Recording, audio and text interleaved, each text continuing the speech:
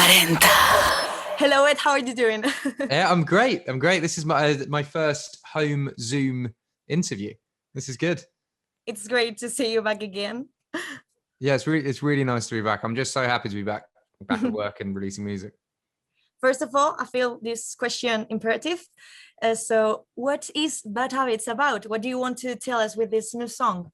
Well, the song is basically the kind of tagline of it is "My bad habits lead to you," and it's essentially like, you know, like say it's a Friday night, you're going out for a drink with a friend, and you start with a beer, and you go, right, I'm going to have a beer and a salad, and then go home, and the next thing you know, it's like 10 o'clock, you're getting a bottle of wine, and the next thing you know, it's 4 o'clock in the morning, you're drinking shots of tequila out of someone's belly button, eating a McDonald's. You know, like it's bad habits lead to other bad habits, basically, and that was the concept of the song.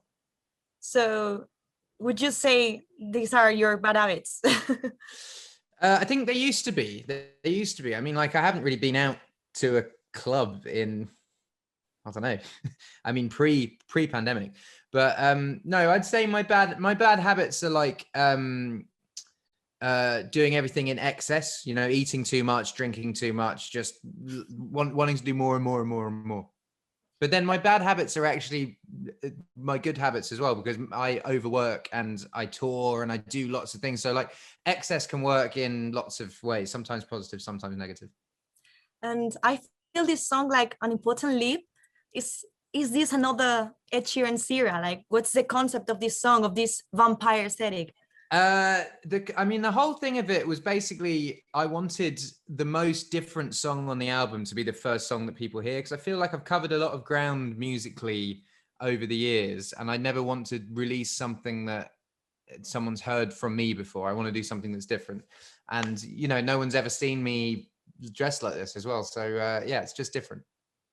I've heard the song, and it's a little bit different from what I expected, because I love the song, but there's no solo guitar like you used to do. So yeah. From now on, how do you imagine your live concerts? Like it will be still being the loop pedal and the guitar concept. Yeah. Well, I've done it. I've got a loop pedal version that's great, and I've got a band version that's great, and I'm just kind of doing both of them at the moment. But I mean, for me, I want my fans to kind of listen to this, but know that like this isn't what the album sounds like. This is like the most different song. So there'll be more songs released in the coming months that will be, you know, like solo guitar, acoustic, that you'll like. I just needed to do something that was a bit more left. And what about the production of Bad Habits? I basically, you know, I've never made a dance tune ever. I've never attempted to make a dance tune. I've never really like gone fully in, and yeah, I just tried something out, and it sounded cool. This is your first solo single in 4 years. Yes. Like you said, and after a full collaboration album, is it going to be a solo album? Yeah, absolutely. There's no collaborations on this record at all. I don't think I'll do another. There's one thing coming next year with someone else, and then that's it. There's no collaborations for like a fair bit. I need to get back to just doing fully solo stuff. And you've had a hiatus in your career that had lasted for 2 years. But how these years have been to you, like personally and musically speaking? Well, do you know what? I've been making this album and the next album since I sort of finished Divide. So I did Divide and I did Divide Tour, and I was kind of writing these albums throughout that. And then when the tour ended, I just threw myself into studio time. I went traveling a bit. I went to Antarctica. I became a dad. I had a little baby girl. Well, my wife had a little baby girl. So I've been being dad, and yeah, so just writing songs, recording, and being a dad. That's basically it. And now that we mentioned this hiatus, how do you saw the music scene during your time off the scene? Like, have you reached out to a new artist during this time? Like somebody do you have in mind to collaborate with we can know, or you can recommend to us? Oh, well, recommend. I mean, there's a girl called Maisie Peters who I'm actually working with at the moment that I think's fantastic. Yeah, so check out Maisie. You know what, in the pandemic, I spoke a lot to Lewis Capaldi, because he's doing his second album and he's a male singer-songwriter, and he sort of feels like the same as me, but 7 years ago. And so I've been kind of talking to him a lot about his second album. I've been in touch with Taylor quite a lot, discussing everything from life to music to everything. Yeah, it's been I've kept in touch with a lot of artists. Yeah. And about the cover of Bad Habits, I was wondering if those eye bags in Bad Habits are inspired by Lyra. Oh, no, do you know what? I put on the outfit, they dyed my hair blonde, and I put on the suit, and it just looked a bit boring. So I asked my makeup artist, I just said, do something to my eyes to bring it out. So they put on whatever, glitter and the glitter and the long nails. Yeah. So the long nails, it was just difficult to do everything. I couldn't do anything with the long nails. A nightmare to take a piss, you said it. Well, and everything else. I kept scratching my face by accident, and to eat as well. I couldn't eat anything. Have you got any other anecdotes from the recording?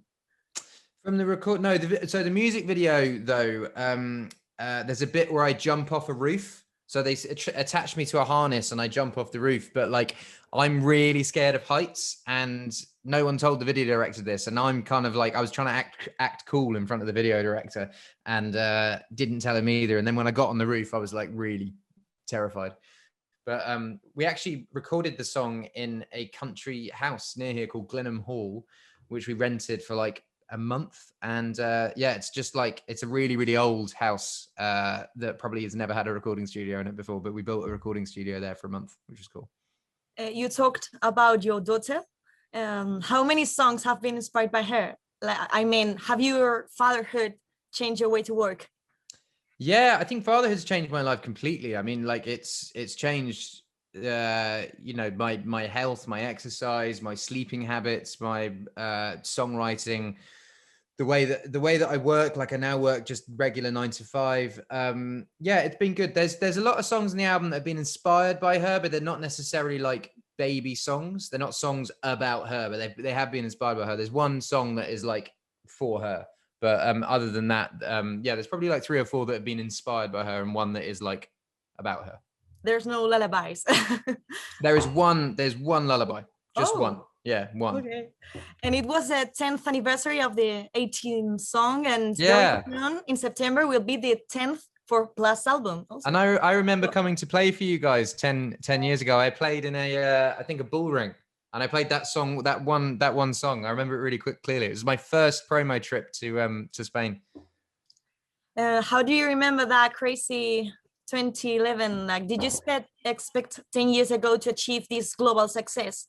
How do you feel this growing? I would have loved 10 years ago. I would have loved just to be successful in England and be able to like tour once every like 3 years or something like that. So I never ever expect. It's a wild thing to be. It's one thing to be accepted by a country that speaks your language, but it's a wild thing to be able to come to Spain or to Portugal or to Italy or to France and be able to play to people who their English is their second language and they can connect to your songs. So I never expected to be here, but I'm really grateful to be here. You have to sing Spanish. Absolutely, yeah, absolutely. I've been learning Italian, so Spanish isn't too different. So I'll get there. And finally, I would like to know, how do you see yourself as an artist in 2021? And how did you saw yourself before, like at the beginning of your career? If you miss something you had then, or do you achieve all your goals? I achieved all my goals in the first year. Yeah, I think like all of this has been a surprise since then.